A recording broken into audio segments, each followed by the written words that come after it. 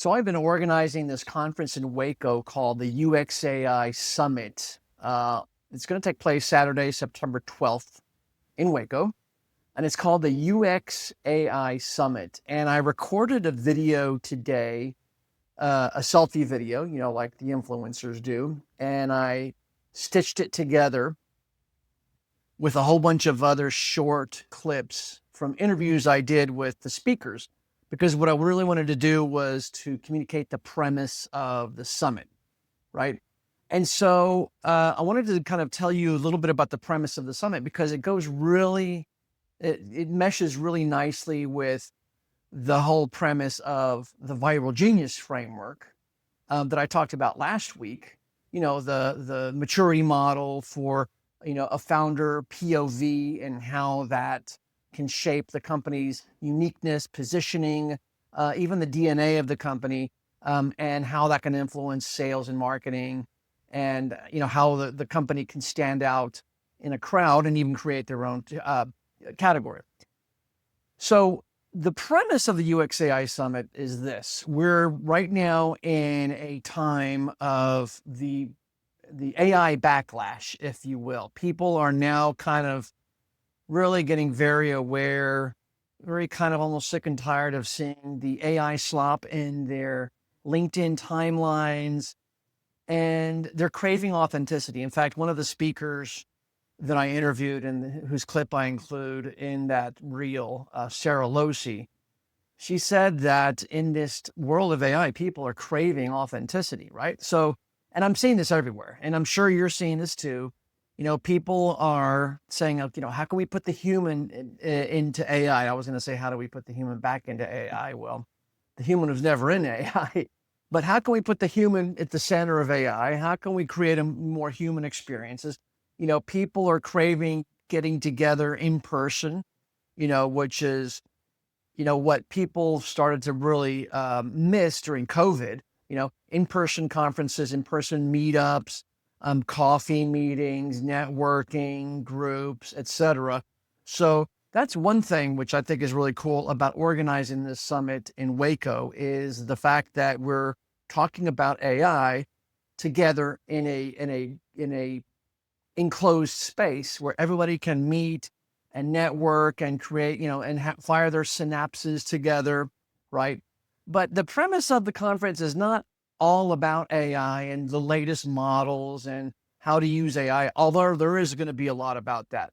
But the underlying foundation of the summit is, how can you, as a person, can keep your distinctiveness, and even discover what is that hidden specialty, that thing that you didn't even know you had, that you can uncover by having somebody else notice it for you, or maybe even the AI notice it for you, and then pour your idea into AI so that AI becomes, and I love the way Tommy Landry said it, AI doesn't replace you, AI enhances you. So instead of replacing, they're enhancing, right?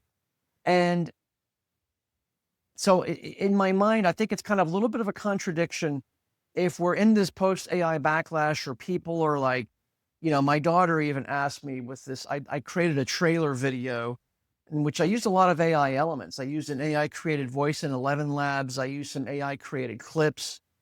I even got, Claude Cowork to create the script for me.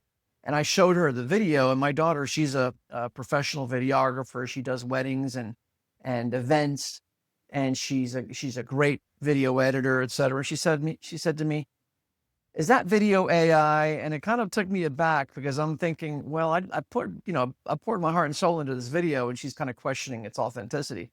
So it's sort of like that contradiction of, is this AI? And if you're talking about putting the human at the center of AI, where does AI fit into this, right? So I wanted to give you a little bit of a rundown as to how can we consolidate this apparent contradiction from the argument of, let's put humans back at the center of marketing, of sales, of creativity, of business, while at the same time using AI to 100x us, right?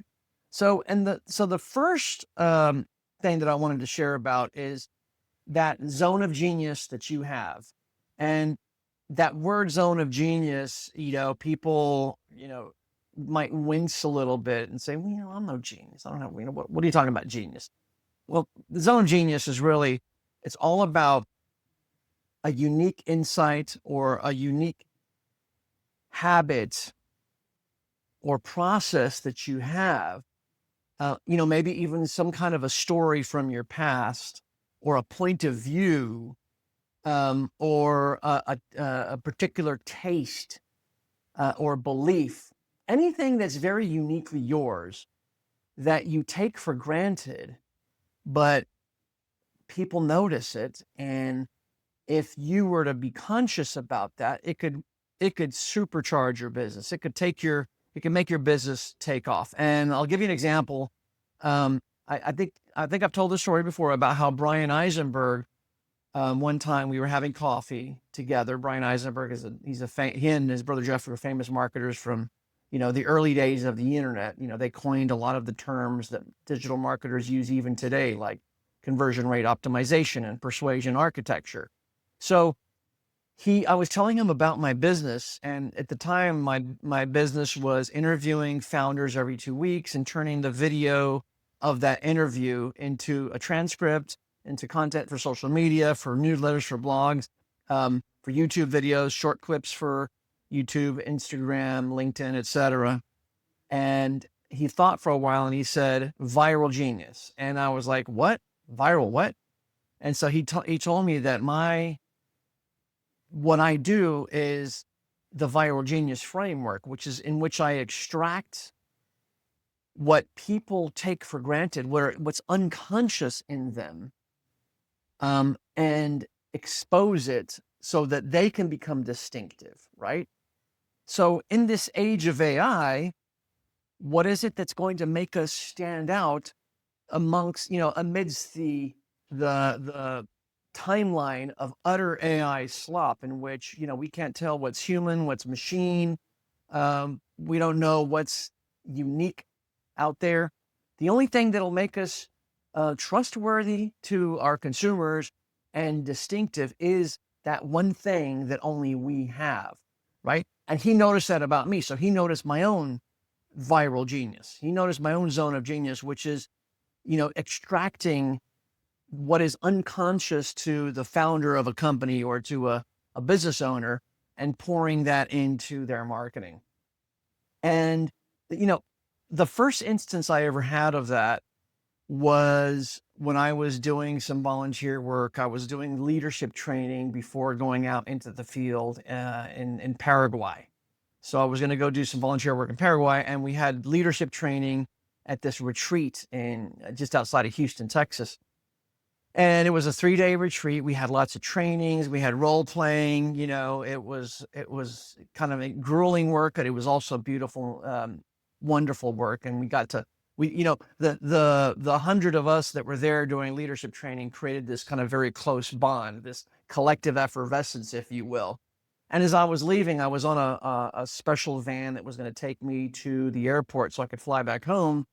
As I was about to leave, one of the girls that was there, who was also in the same training as me, she came up to the window of the van and put her hand like that, her arms like that. She said, Fernando.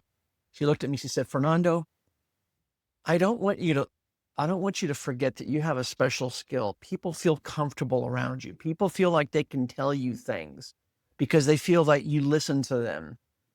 And I buried that inside me. And I always was I was intrigued by what she said. And I kind of wondered what she meant by that. And then, so those are two instances, one from when I was a teenager, 19 years old, and then one from now as an adult, talking to Brian Eisenberg. And then a third instance of this, I tell everything to Claude. Claude Cowork is not only my organizational dashboard, my executive assistant, my chief of staff, whatever, but it's also kind of become my confidant. And so it knows that I interview people. It knows that I organize events and conferences and meetups, et cetera. And it knows that, in fact, I even told him the story about the girl during that retreat. And one time in a one of these introspective, um, quote unquote business therapy sessions, Claude told me, Fernando, everything that I've noticed that you've done throughout your life is putting other people first, is giving them the pedestal so that they can express themselves. Organizing conferences, ghostwriting books for people, interviewing them.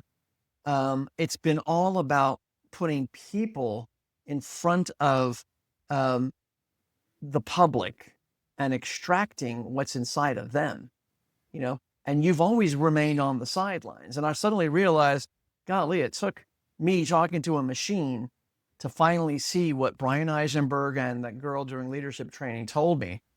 And, I realized that is my zone of genius. And that's what I'm pouring into the UXAI Summit. That's what I'm pouring into, the whole viral genius methodology. But let me give you a couple of other examples about this. And I promise there's a point here about AI and having humans at the center of AI, but having AI amplify us. I have two clients.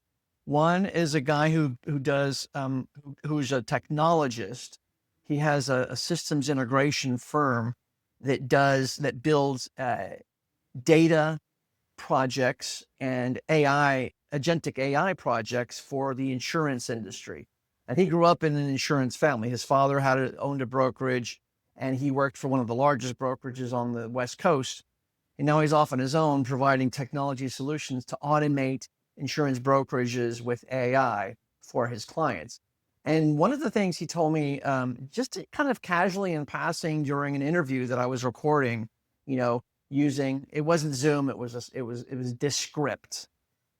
Descript is a podcast platform, just like Riverside, et cetera. And he was telling me about, there's this huge thing that's happening in the insurance brokerage market in which, more than 400,000 account managers are the people that they're not the ones that close the sales. They're the ones that manage the relationships with clients. These are the ones that the brokers insure, right? So these are property and casualty insurers.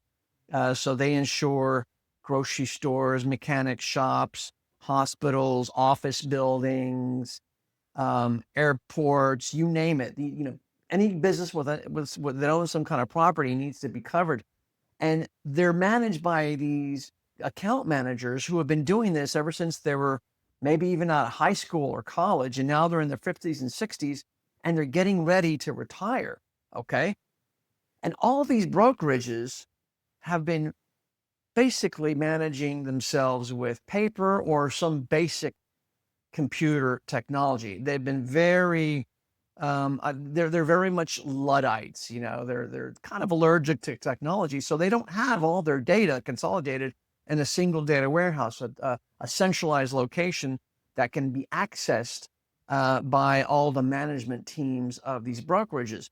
So what's going to happen when these 300,000 to 400,000 account managers across the country and all these insurance brokerages retire is that they're going to take their client relationships with them, right? And so that's going to leave the insurance brokers high and dry. And so what my client was telling me during the interview is that this is a huge danger, a huge threat to these insurance brokers, because these account managers are going to retire and they're going to take those relationships with them to the quote unquote retirement grave. And so that is an existential threat to insurance brokers, and he is essentially helping them to scramble to get all that data out of the heads of the account managers and into a centralized location so that the computer systems can access those, and there can be a continuous coverage of client relationships after this big wave of retirements, because there's just nobody behind these people breaking down the doors trying to be hired and become the new account managers. We're not seeing a lot of millennials and Gen Z, setting in resumes to be account managers. So it's going to have to be managed by AI, right? But he said this to me in passing, right? And so as I was getting Claude Cowork to analyze the transcript of this call, it pointed out to me that, hey, that's something that could be the big idea for this client. You know, when your account managers retire, your relationships go with them. And I can't remember the exact succinct phrase, but it was very cool. It was very succinct. It was like, that could go in an advertisement, and those are the kind of things that just happen in a casual conversation that can be the seed of a world famous ad campaign, and the seed of a big unforgettable idea that can make that company stand out in the marketplace. Another example is another client I have. They have a cloud convergence technology. So essentially, large corporations, these huge billion-dollar enterprises have all their data in AWS, and then they also have it in Azure, or they have it in the Oracle Cloud or the Google Cloud, whatever. So what happened last year? Do you all remember the big crashes that happened? AWS crashed, and it was just a huge emergency. Banks and retailers and all these companies that really depend on the internet were down, and everybody was panicking, right? Billions of dollars of losses because AWS went down. And then about a couple of weeks later, Microsoft Azure went down. And again, billions of dollars were lost. Companies lost the trust of clients, right? And their consumers. And so as I was interviewing my client, the CEO of this company that does the converged cloud software, or the cloud conversion software, he said, AWS's outage doesn't have to be your outage, or Azure's outage doesn't have to be your outage. And again, I got Claude to analyze the transcript, and it extracted that out. It says, look, that's your killer line, right? These are things that my two clients just mentioned in passing, stuff that they just think about all day long and they don't think is anything special. And that turned into a slogan that we're now testing out with that client.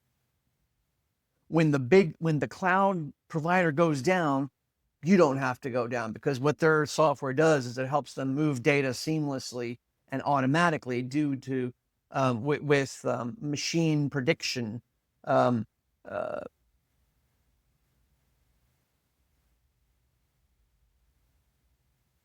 with predictive analytics to move data before the big crash happens, so that there could be complete continuity in their business. So it's like, so again, the slogan is, your data doesn't have to crash when AWS crashes. And again, these are things that were just casually mentioned in passing that I, with the help of the AI, and because I set up the whole process to extract these little golden nuggets that these clients just mentioned casually in passing.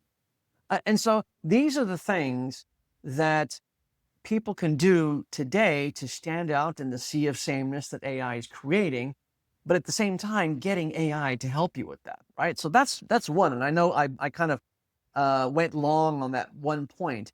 The other 2 points are, and this is going to be covered by the speakers at the YouXAI Summit, is, now with AI being able to help you create automations, create apps even, there is no limit to what you can do. It makes everything easy. In fact, 2 of the speakers, who are 2 girls from one of the, two of the ex-Soviet republics, Kyrgyzstan and Uzbekistan, they actually met at Baylor University in Waco, and they were not engineering students. One is a finance student and one is studying international studies, but they built an app using AI. And the one of the 2 partners, Shaklo Jurabova, or SJ, as we like to call her, because Shaklo Jurabova is a little bit complicated for us to pronounce. But she said, doing things with AI is so easy. AI makes everything so easy. What you have to have is the idea. And that's the difficult thing. For humans to have the idea, that is a muscle that we have to practice, right? Because we've been practicing the how-to so much. We go to school to learn how to be a surgeon, to learn how to be a lawyer. I'm not saying that AI is going to take over. We still need surgeons. Okay, that's a bad example.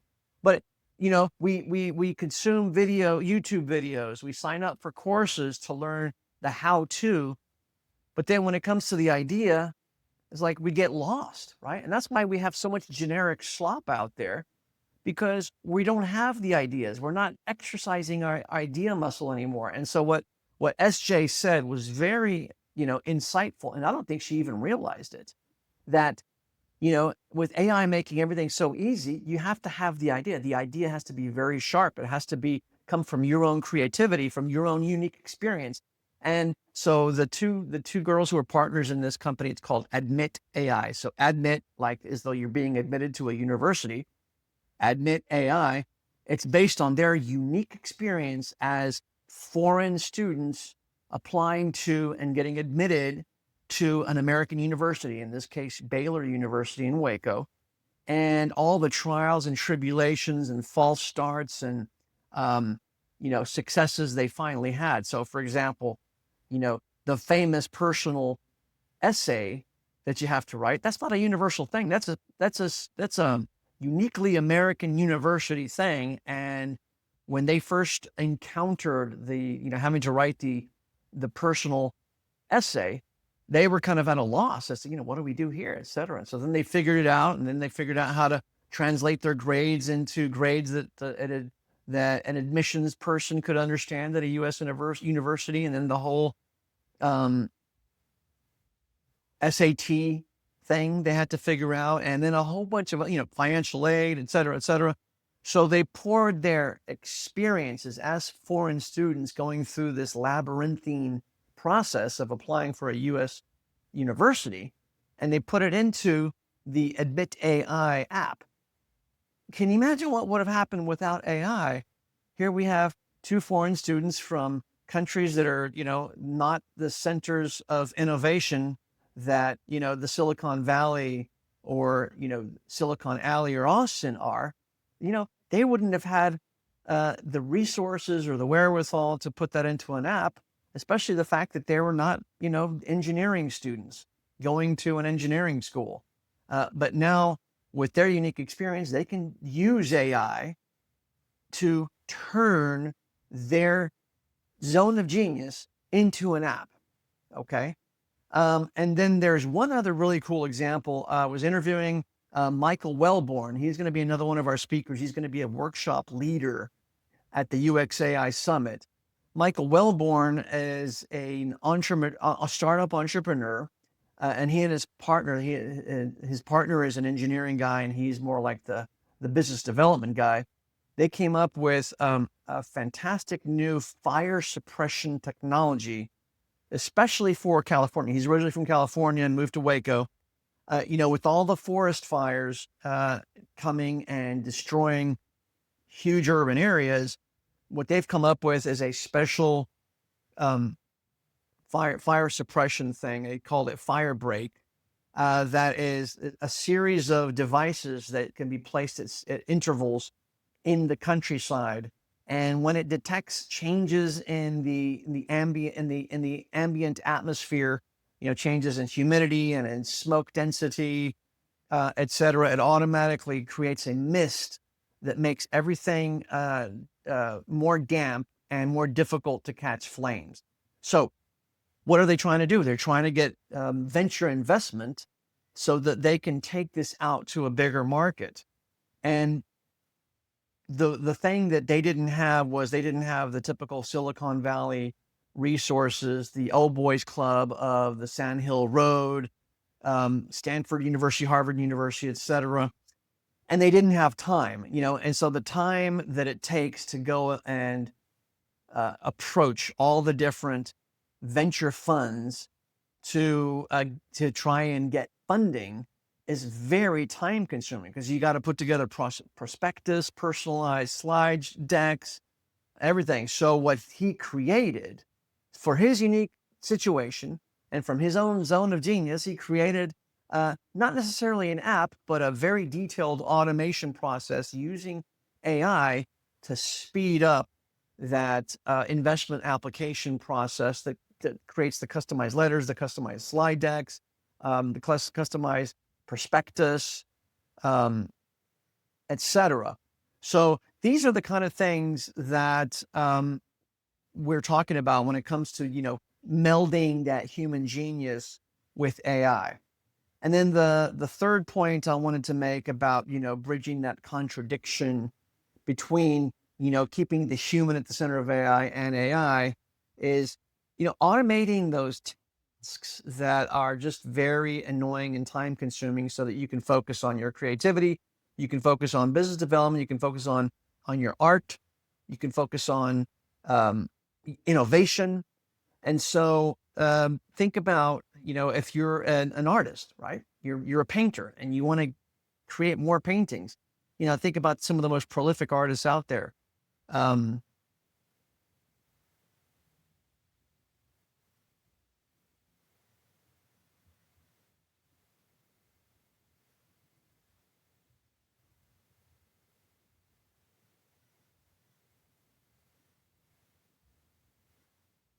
think about some of the most prolific artists like Pablo Picasso, who is known to have created thousands and thousands of pieces of art. But today, if you want to live by your art, you also have to do the business development. Believe it or not, you can't just be a pure artist. You've actually got to sell your art. You got to get your art into galleries. You've got to invoice people. You need some kind of back end process, And so AI is perfect for being able to take over those details, take over those administrative headaches that, really kind of put a damper on being an artist, because you didn't become an artist to spend time doing invoices or balancing your checkbooks, or filing taxes, or doing things like following up with art gallery owners or whatever, right? And so those are the three things that I think are the examples of putting humans at the center of AI, but using AI to amplify us.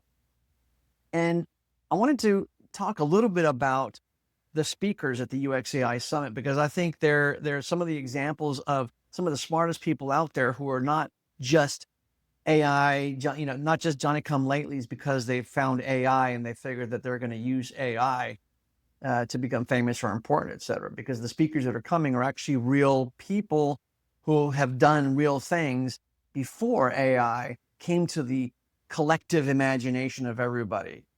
Brian Eisenberg, who I mentioned previously, he is the co-author with his brother of 11 New York Times best-selling books, including Teaching Your, Waiting for Your Cat to Bark, Call to Action, The Rice and Beans Millionaire, Be Like Amazon.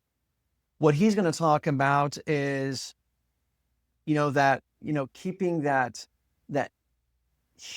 uniquely human idea that we all have inside of us. So he had the insights to find my zone of genius, and he's been finding zones of genius forever, even before the internet was a thing, back in 1999, 1998, 1997, 2000. And he's going to talk about some of the persuasion stuff that he and his brother spearheaded, back in the early days of internet marketing. And so I think it would be very valuable for you to come and see Brian Eisenberg. We'll have Sarah Losi. I mentioned her as well. She's a storyteller, and she's going to teach all about how to tell your unique story, because of the fact that through our DNA, if you read the book Sapiens, that it is the human's unique ability to tell stories, to tell legends, to tell myths that differentiated Homo sapiens from the Neanderthals and the other humanoid, that's robotic, the other human species out there, because of our ability to tell stories that helped us to organize huge societies beyond the ideal 200-person tribe, which is the highest number of units that we can possibly coordinate by knowing everybody together. But now with huge societies, countries, cities, states, people that we don't know, we're only able to organize them with the ability to tell stories. That's part of the Homo sapiens experience. And Sarah Losi is going to talk about the importance of storytelling within an AI context. Jermaine Malcolm, he's going to talk about AI as a way for disadvantaged communities or smaller cities and more rural areas can leverage AI to engender entrepreneurialism and urban revival, economic revival, and how to use AI to make up for the lack of the resources that a Silicon Valley or a Boston 128 corridor has access to. So that's Jermaine Malcolm. Kenesha Thornton is going to talk about, how she is helping people to write books and what's the intersection between AI and books. We have a whole bunch of other speakers. Russ Henneberry, he used to be with digitalmarketer.com, Ryan Dice's right-hand man, and he's going to talk about using Claude Cowork to create your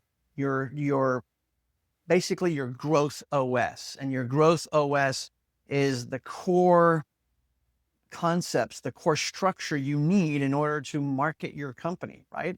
So what are the core elements that you need for your marketing? You need to have distinct descriptions of each one of your products. You need to have distinct descriptions of your target personas, your target market. They're called personas in marketing. And then the differentiator of your company, the operating processes of your company. What are your offer ladders, from entry point all the way up to the various upsells. And he's going to teach how you can set that up in Claude Cowork so that it's just automatic, being able to create offers, being able to create funnels, being able to create marketing campaigns. Andrew Lane, he has a design agency background, and he's going to talk about setting up AI to create a whole brand presence for a company. And then we have Tommy Landry, and he's going to talk about AEO and GEO, which is quickly replacing SEO. So how to optimize not just your website, but optimize your whole digital presence so that you could be recommended by not just Google Gemini, but recommended by ChatGPT, Perplexity, Claude, Grok, etc. And he's going to talk about things like entities and schema and bite-sized chunks, and all that kind of stuff. And then we're going to have Christy McDaniel. Christy McDaniel, she's from Austin, but she's originally from California. And she's going to lead a workshop on implementing AI agents right there. So it's going to be a smaller workshop, but she's going to be helping people who are just getting started. So you don't even have to know anything about AI. You could be completely, AI allergic, almost a Luddite. And in Christy McDaniel's workshop, she will teach you how to build simple agents to help make your life easier. Then Hope Cook. Hope Cook is a professor at Baylor University. She's our closing keynote speaker. She is actually a keynote speaker. She speaks at many different conferences. She holds a distinguished chair position at Baylor University. And she's going to talk about AI and hope and how we've reached a time in history very similar to the late 60s, when we had kind of a lot of the disruptions of the Vietnam War and the protests, and we had civil rights, and then we had these leaps and bounds progress in technology, in this case, space travel and other kinds of technology. Very similar situation to today. We have these very controversial political situations, social situations, and now we have this big revolution with AI. And she's also going to show us how she can build an agent right there live. And there's many other speakers. Mike Hamilton, founder of Rogue Media Networks, my partner in organizing the summit, is going to speak about how he's using AI to manage his podcasting network. And I'm going to talk about how AI is going to be an amplifier to your unique zone of genius. So that's the episode for today. I hope I see you at the YouXAI Summit. It's youxai.live. Early bird tickets, $59, go expire July 31st, and then after that, 1st of August, tickets go up to $79. And then after the 30th of August, on September 1st, they go up to $99, all the way up until the date of the summit, which is 12th of September. See you there.